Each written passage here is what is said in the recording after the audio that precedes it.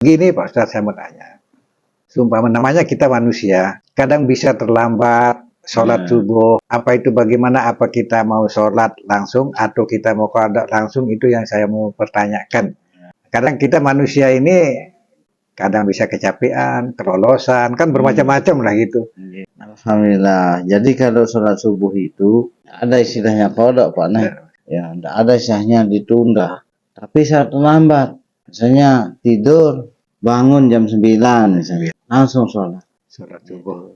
Tetapi syaratnya supaya kita ini gugur daripada dosa keterlambatan itu, sebelum tidur niat.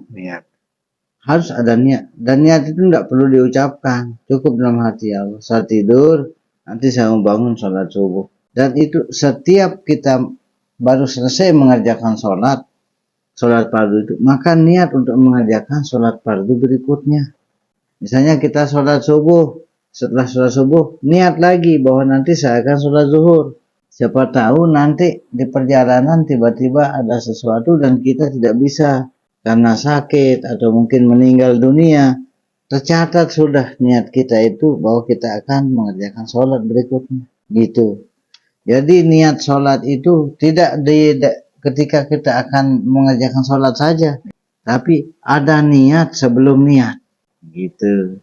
Sama dengan subuh tadi, tahu-tahu kita bangun jam 9. Karena kita sudah niat akan mengerjakan sholat subuh, langsung kita ambil wudhu, istinja dulu, kencing, bersih, terus istinja, langsung wudhu, langsung sholat. Seperti biasa, walaupun itu sudah terlambat. Itu maka itu gugurlah dosa kita. Tetapi beda kalau misalnya kita terlambat, terus kita ngopi dulu. Tidak bisa itu. Ngopi dulu, ngobrol dulu. Nah ini dari makruh sampai dengan berdosa karena meninggalkan kewajiban. Dan ini juga saya mau tanyakan, harus saya ini berjalan jauh, saya jumpa waktu zuhur. Sekarang saya mau sholat zuhur sekalian dengan sholat asar. Kita sekaligus lah gitu. Ya. Kemungkinan nanti kalau saya tidak sholat asar mungkin kita tidak dapat atau bagaimana, ada halangan apa, kayak apa itu bagaimana Pak Ustadz? Nah, itu namanya jamak qasar. Tetapi ada ketentuan jarak dan waktu. Kalau misalnya masih jaraknya itu bisa kita istirahat antar masjid dengan masjid, maka tidak boleh.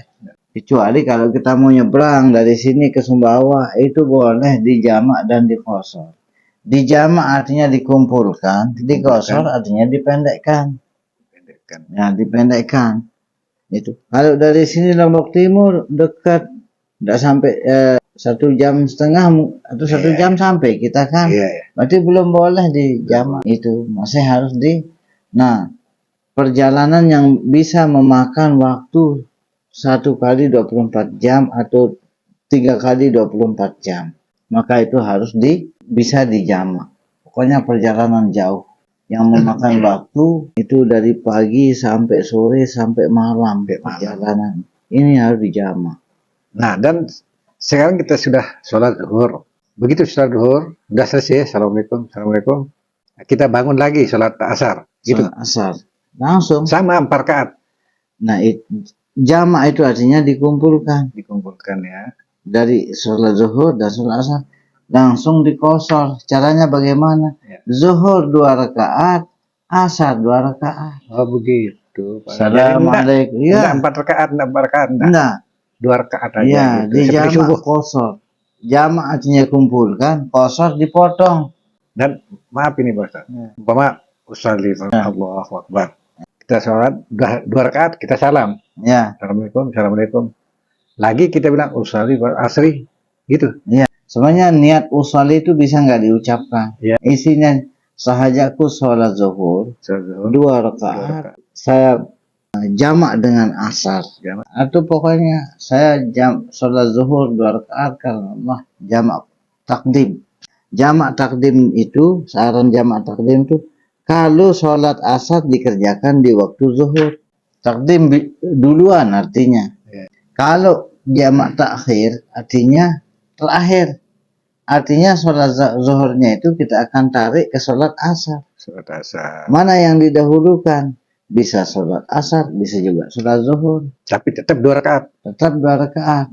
Salam. tanpa harus disela. Begitu selesai Assalamualaikum, langsung berdiri. bangun lagi Ya, asri gitu, oh itu betul, itu 2 rakaat. 2 rakaat. Itu. Jadi itu cara Allah memberikan kita keringanan supaya jangan sampai kita ada alasan meninggalkan sholat. Itu wajib. Nah, sholat itu kan syariat, harus kita kerjakan syariat. Itu jangan sampai kita meninggalkan syariat. Nah itu yang saya mau tanya. Saya kira sholat zuhur 4 rakaat, asar pun 4 rakaat. Saya kira begitu. 2 rakaat. 2 rakaat. Dan justru kalau kita perjalanan jauh itu, terus kita nggak mau jamaah sholat, ini namanya sombong. Dikasih keringanan malah nggak mau.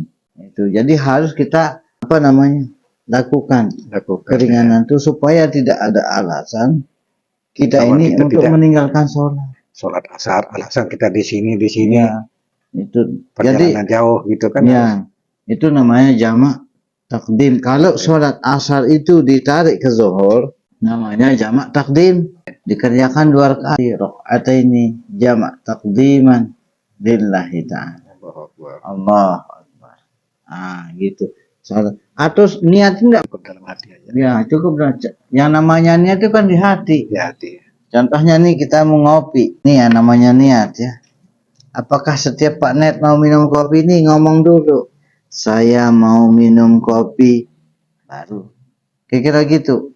Nggak mungkin. Harus Ya kita sama pegang dengan aja. kita niat sholat nggak usah diucapkan, langsung aja Bismillah. Itu namanya niat. Niat itu di dalam hati. Dalam hati. Nah, Tidak perlu orang dengar, tidak perlu orang tahu. iya. Nah sekarang kita belajar rukun sholat. Itu ada namanya rukun qauli, rukun fi'li, dan rukun qalbi.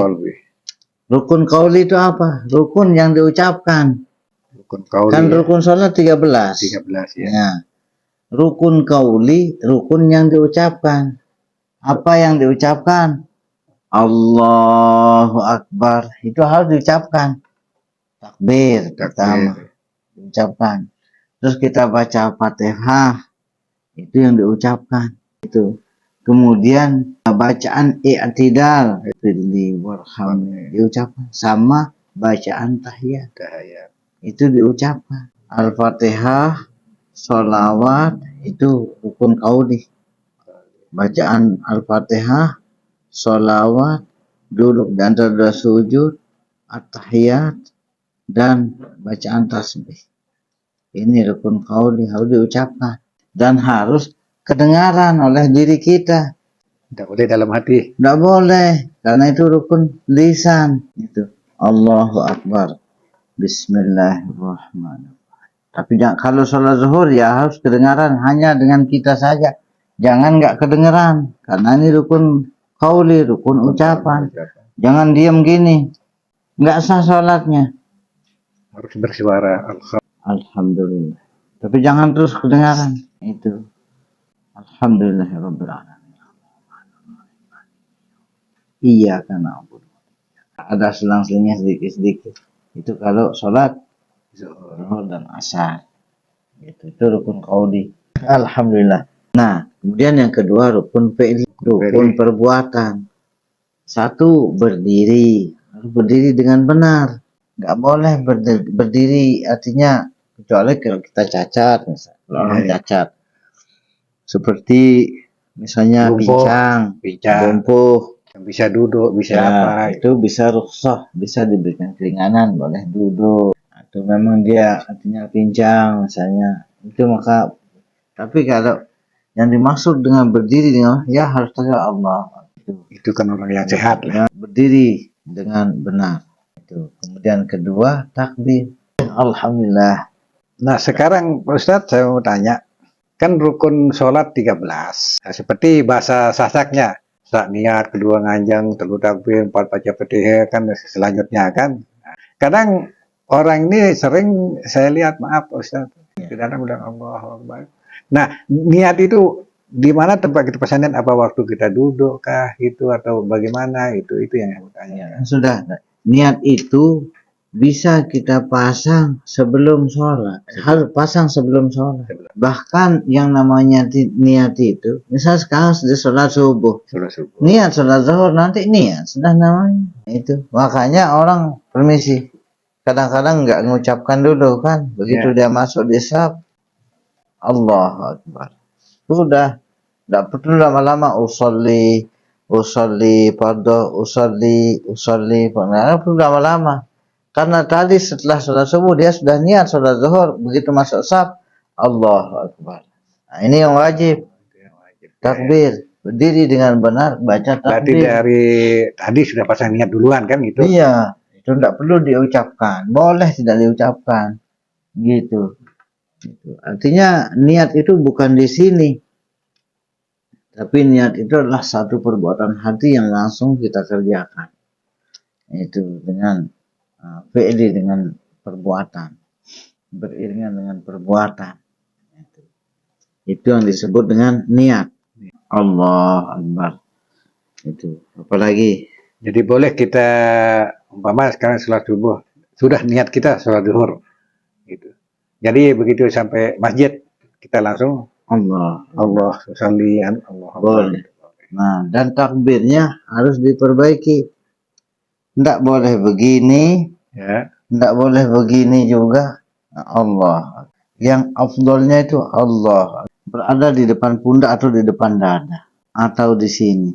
Allah Akbar. Nah kalau begini Pak Sob, Allah Akbar. Telapak tangan harus menghadap kiblat. Oh harus begitu. Iya. Allah. Jangan gini. Gini tidak boleh ya? Bukan tidak boleh. Artinya tidak ada dalam aturan. Yang benar itu harus menghadap kiblat. Allah, telapak tangan. Allah Akbar. Tidak begini Allah. Juga artinya. Begini ya? Iya, Allah. Makanya dari sini Allah Akbar. Allah. Itu. Harus ya tidak boleh Allah Akbar. Allah Akbar. Aturannya Allah Akbar. Bisa juga Allah Akbar. Sedekapnya itu bukan di perut, bukan juga di tengah-tengah. Tengah sini kan? Ya. Di tengah-tengahnya posisinya dipegang seperti itu takbirnya itu sampai ruku dan sujudnya, posisi kaki kita nanti diperbaiki. Jadi tidak boleh kita begini ya? Ya, harus kayak begini ya? Harus menghadap kiblat. Gerakan ini kan ada 7, 1, 2, 3 lutut, 6, 7 sama kaki. Nah, dan kaki, posisi kaki juga harus lurus, tidak boleh ke sana, tidak boleh begini, harus lurus menghadap kiblat.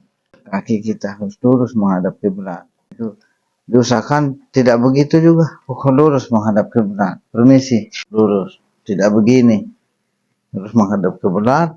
Allah Akbar, seperti ini tangan lurus dan diam. Mungkin bagi sahabat-sahabat pemirsa yang ada di luar yang ikut live, kalau ada yang mau ditanyakan silahkan. Kita sedang muzakarah tentang sholat. Mungkin ada yang mau ditanyakan silahkan. Sahabat-sahabat yang ada yang mau komentar silahkan. Dan satu lagi Pak Ustadz mau tanya. Ya. Apa kita sholat hajat itu harus tidur atau bagaimana? Tahajud. Tahajud, ya. Istikharah. Tidak mesti harus tidur. Umpama maaf ini begadang karena kita tidak bisa tidur, kita begadang lah gitu. Begitu jam 2 kita sholat, boleh enggak gitu? Bisa. Apa harus kita tidur bangun tengah malam baru sholat? Nah itu ya. Itu yang afdolnya. Kita ya. Tidur. Karena nilai daripada sholat itu di saat kita bangun tidur. Itu nilainya. Tetapi kalau kita mau sholat ternyata ini kita nggak bisa tidur. Nah itu ya. Udah sholat aja langsung. Kembali kepada niat lagi. Itu. Nah kalau kita paksa tidur, nggak bisa tidur, nanti malah tidur kok kelolosan. Langsung aja kita sholat. Itu. Dan jangan sampai kita itu sholat tahajud, oke. Sholat subuh telat. Itu salah bumbu istilahnya itu. Cuma kayaknya saya mau tanyakan, karena setiap saya harus tidur kalau mau sholat hajat, sholat begitu udah bilang. Jadi karena sekarang seperti Pak Ustadz bilang tidak bisa tidur, bagaimana kita memaksa diri gitu? Ya syarati saja caranya, sekedar sebagai isyarat. Isya. Caranya gimana? Habis isya sama tidur dulu, nanti saya bangun sholat tahajud, tidur. Itu antara dua. Kalau kita betul bisa tidur habis isya, itu afdal bangun. Walaupun kita hanya tidur setengah jam tapi nyenyak misalnya. Itu satu. Itu kita bangun, udah itu afdal untuk sholat tahajud. Yang kedua, kita udah tidur, nggak tidur-tidur. Itu udah bangun. Artinya kita sudah ikhtiar tidurnya itu. Tapi kita nggak bisa tidur. Ya udah bangun aja, langsung sholat. Atau bisa nanti saya akan sholat. Gitu. Yang ketiga, kita ada tamu misalnya, sama tidur nggak mungkin. Tapi nanti saya bangun tahajud itu. Langsung saja. Itu qiyamul lail namanya. Bisa Dan yang niatnya sama. Allah Akbar, sholat mutlak juga bisa. Allah Akbar. Ditutup dengan witir. 2 rakaat, 2 rakaat, 2 rakaat, 2 rakaat, 8 rakaat misalnya. Tapi kalau kita nggak mampu 8 rakaat, itu 2 rakaat saja, tutup witir 3 rakaat. Boleh. Itu. Yang penting ada witirnya sebagai penutup. Witir itu bisa 3 rakaat, 2 salam, bisa 3 rakaat 1 salam, bisa juga 1 rakaat. Dan satu lagi Pak Ustadz, yang kita haruskan sembahyang duha ini, sholat duha ini jam berapa saja? Mulai dari jam 8, jam 7 terbit matahari ya sampai dengan ada yang mengatakan sebelum zuhur. Ada juga afdalnya sampai jam 10. Jam 10 gitu ya. Penggalah matahari. Nggak usah 7, lebih 8, gitu. 9, 10. Afdalnya 7, 8, 10. Itu. 10 Tapi kalau kita udah istiqomah melakukan sholat duha, bisa juga, yang penting kita kerjakan walaupun dia waktunya sudah sebelum zuhur, masih bisa. Itu untuk sholat duha. Dan pesalinya sama, usolli sunatul duha. Rakaat ini. Iya. Lillahi Intinya sekarang sholat itu kalau kita sudah tahu namanya, langsung aja kerjakan. Itu nggak usah repot dengan niat. Misalnya kita udah tahu namanya sholat duha, itu udah Allahu Akbar. Kan dalam hati ini namanya sholat duha dan saya sudah niat sholat duha. Allahu Akbar karena Allah. Udah langsung aja kerjakan. Jadi makanya kalau kita bilang usolli sunat duha gitu kan. Ya, tanpa membaca itu daripada salah nanti bacaan-bacaannya kelamaan. Iya. Itu lebih baik langsung aja. Yang penting kita sudah tahu nama sholat itu. Allah Akbar.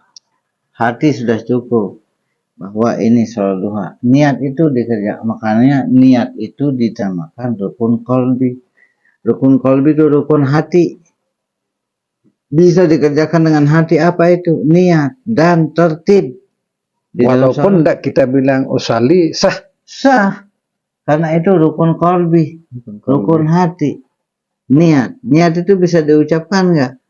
Bisa dengan niat. Iya, kan sudah dikasih tadi misalnya saya mau ngopi, nggak perlu saya akan minum kopi 1 gelas. Nggak perlu kan? Lepas. Sekarang saya akan melepas gelas. Sekarang saya akan minum lagi. Nggak perlu diucapkan. Itu kalau diucapkan repot. Sekarang saya akan memasang kacamata. Sekarang saya akan buka kacamata. Sekarang saya akan mengaji. Tidak perlu kan? Kalau kita ucapkan itu tidak perlu diucapkan. Karena itu apa yang kita kerjakan ini sudah ada di dalam hati. Jangan dibalik. Yang harusnya dikerjakan malah dikerjakan dengan hati. Sholat cukup dengan hati. Ini namanya membalik syariat. Kan gitu. Jadi apapun pekerjaan itu tanpa kita ucapkan, hati sudah berniat. Yang penting kalau kita sholat jam 10 itu sholat duha sudah gitu ya. Iya. Walaupun kita bilang Allah enggak kita bilang. Karena niat itu namanya rukun kolbi. Rukun kolbi ya. Rukun hati. Kolbi itu kan hati. Yang kedua tertib. Apa namanya tertib? Yang dahulu didahulukan, yang belakang dibelakangkan. Misalnya tertib kita di dalam sholat itu apa? Berdiri. takbir, baca Fatihah, ruku, i'tidal, sujud, duduk dan sudah sujud. Ini tertib. Ini kalau sholat duha tidak perlu baca kabiro. Biar baca tetap sih. Tetap baca. Ya. Itu paham. Jadi namanya rukun qalbi itu ada dua di dalam sholat. Niat dan tertib. Tapi kalau kabirang itu tetap dibaca walaupun sholat hajat. Gitu. Iya, tetap dibaca kalau kabirang. Dan itu bukan termasuk rukun. Tidak termasuk rukun.